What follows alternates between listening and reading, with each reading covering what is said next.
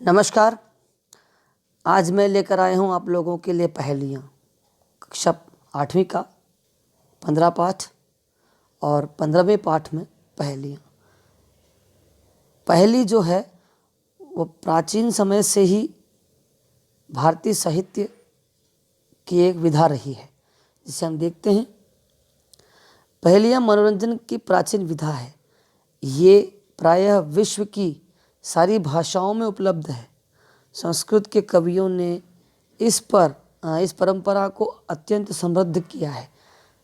पहेलियाँ जहाँ हमें आनंद देती हैं, वहीं सूझबूझ की हमारी मानसिक एवं बौद्धिक प्रक्रिया को तीव्रतर बनाती है।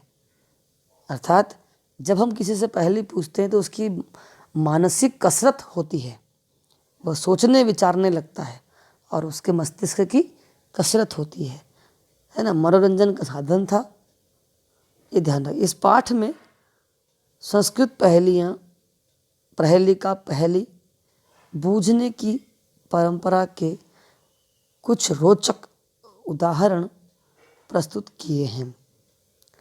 अब हम देखते हैं पहेली हमारे पास पहली पहेली में क्या है। कस्तूरी जायते कस्मात, कस्तूरी का जन्म कैसे होता है। को हंती करिणाम कुलम, शत्रुओं के समूह को हंती यानी मारता है, करिणाम यानी शत्रु, कुलम यानी वंश को कौन कौन मारता है शत्रुओं के वंश को। किम कुरियात कातरो युद्धे, युद्ध में कायर, कातरो यानी कायर, कायर क्या करता है। अब आखिरी लाइन, मृगात सिंह पलायते, मृग से सिंह ने शेर भाग जाता है। ये तो अचंभा हुआ हमारे लिए कि शेर को देखकर हिरण भाग सकता है। मृगात मतलब हिरण, लेकिन यह हिरण को देखकर शेर भागे तो अतिशयोक्ति हो गई ना। अब हमें विचार करना है कि यहाँ पर इसका क्या अर्थ हुआ, इसके उत्तर कैसे बनाएंगे।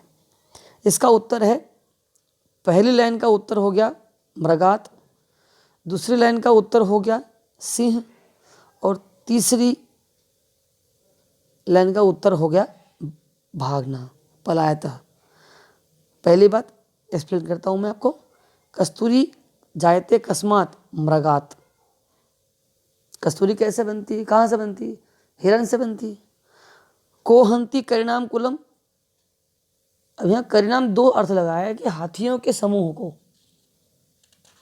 हाथियों के समूह को भी बोलते हैं करिणाम कुलम, या फिर हम इसे शत्रुओं के सुर को बोल देते, तो सिंह यहाँ उत्तर आएगा। और किम कुरियात कातरो युद्धे, पलायता ने भाग जाता है, युद्ध में कायर भाग जाता है। अब हमारे पास दूसरी पहेली है। सीमंतिनेषु का शांता,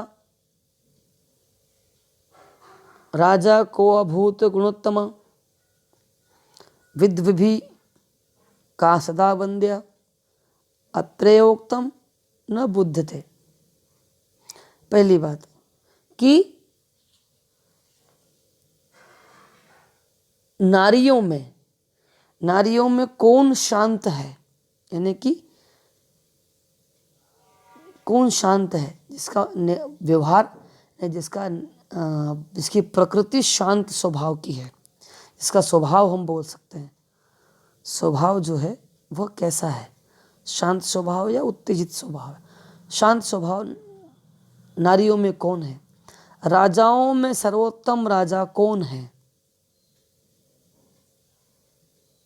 ठीक है। और विद्वभी का वंद्या, विद्वान किसकी वंदना करते हैं, है ना, विद्वान किसकी वंदना करते हैं। और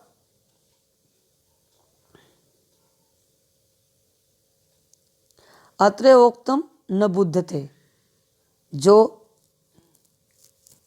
अत्र, अत्र नहीं यहाँ, उक्त माने बोलने वाला, बोले जो नहीं जानता। ठीक है,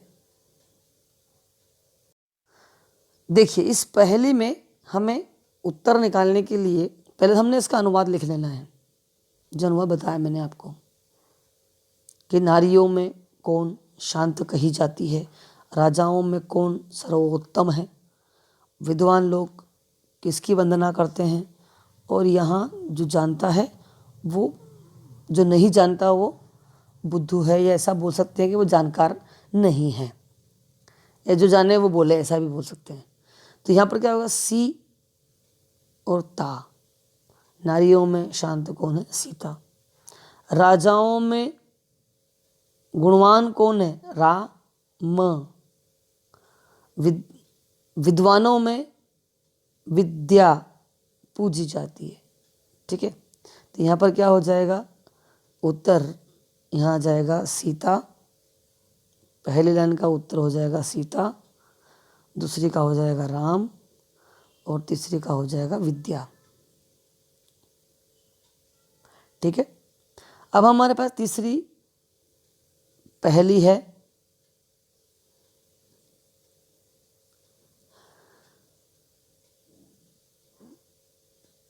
कम संजघान कृष्ण, किसने कंस को मारा।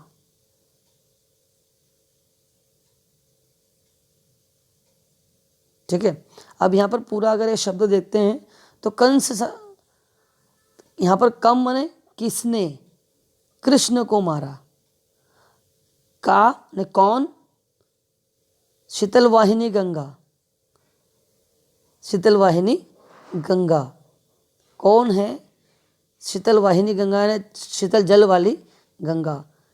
के बहुवचन के रूप में के अगर देखते हैं, कौन, दार पोषणम, कौन अपनी पत्नी के पोषण में लगा रहता है, और कम ने कौन, बलवंत बलवान है, जिसने, कौन बलवान है, जिसने शीत को ने ठंड को नहीं बांधा, ठंड को नहीं रोका। तब यहाँ क्या करेंगे हम यहाँ पर ये करेंगे कि ये वाला वर्ण और ये वाला वर्ण देखेंगे तो हमारे उत्तर मिल जाएंगे। ये यहाँ हो जाएगा कंस, कृष्ण ने कंस को मारा। ठीक है, संजघानम मतलब क्या होता है, मारा, है ना। और दोनों को अगर मिलाकर बोलेंगे कंस, कंस जंघानम कृष्ण, कृष्ण ने कंस को मारा। अब यहाँ पर इसका अर्थ क्या था, पहले किसने कृष्ण को मारा, यहाँ उल्टा हो गया, है ना। काशी, काशी हो जाएगा काशी शीतल वाहिनी गंगा, काशी जो है वो गंगा के किनारे, शीतल वाहिनी गंगा के किनारे बसा हुआ है। केदार पोषण, केदार यहाँ पर एक पेड़ का नाम है ना। केदार हो जाएगा, और पोषणरता, दार पोषणरता ने पत्नी के पोषण में लगा रहता है। और केदार मतलब हो जाएगा खेत के कार्य में संलग्न, यानी किसान, किसान पोषण में लगा रहता है, किसान पोषण में लगा रहता है। यूं अगर देख रहे हैं तो दार पोषणम, पत्नी के पोषण में संलग्न, और के मतलब कौन, कौन बहुवचन के रूप में पत्नी के पोषण में लगा रहता है। ठीक है, तो यहाँ पर हो जाएगा केदार पोषणम। अब केदार पोषणम का पूरा अर्थ ये हो जाता है खेत के कार्य में संलग्न। अब कम यानी कौन, बलवंत न बलवान, लेकिन दोनों को जोड़ देंगे तो क्या हो जाएगा, कंबलवंतम, वह व्यक्ति जिसके पास कंबल है, जिसने ठंड को नहीं बांधा। ठीक है, यूं अर्थ देख रहे थे, कौन, जिसने ठंड को नहीं बांधा, लेकिन कम बलवंतम, वो बलवान व्यक्ति कौन है, वो कंबल है जिसने शीत को बांध लिया। ठीक है, इसके बाद अगला हमारे पास है चौथी, कि वृक्षाग्रवासी न च पक्षीराज, पेड़ के ऊपर रहता है लेकिन पेड़ पर रहता है, ये मान के चले, और पर वह पक्षीराज नहीं। पक्षीराज मतलब यहाँ गरुड़ से है। पक्षीराज मीन्स गरुड़। तो पेड़ के ऊपर रहता है लेकिन गरुड़ नहीं। त्रिनेत्रधारी, 3 आँखों वाला है लेकिन शूलपाणी यानी शंकर, शंकर नहीं यानी भगवान शंकर। ठीक है, शूलपाणी, शूलपाणी मतलब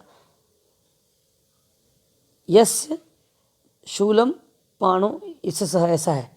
ठीक है, तो जिसके हाथ में त्रिशूल है वो हो गया शंकर। त्वंग, त्वंग वस्त्रधारी न च सिद्ध योगी, पेड़ की छाल, पेड़ की छाल, वस्त्रधारी के वस्त्र धारण करता है परंतु सिद्ध योगी नहीं, यानी कि वह सन्यासी या सिद्ध ऋषि मुनि नहीं है। जलम न, जल है, पूरे जल से भरा हुआ है परंतु वह बादल या घट नहीं।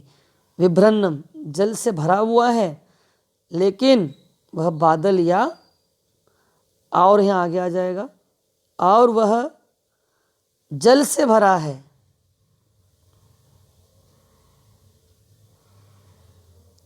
परंतु बादल या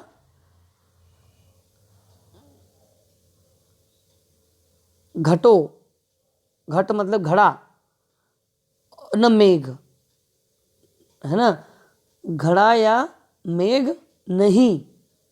ठीक है, धारण किया हुआ, जल धारण किया हुआ लेकिन घड़ा और बादल नहीं है। तो कौन होना चाहिए? नारियल, जो रियल नहीं है, नारियल।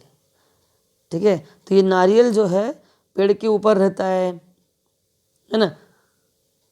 ताड़ का पेड़ तो लंबा सा ऊंचा सा यहाँ लटक रहते होते हैं, पत्ते उसके ऐसे बिखरे रहते हैं इस तरह से। ठीक है, और 3 आँखें होती, नारियल कभी छिलके देखना 3 आँखें दिखेंगी, 3 छेद हैं इसमें।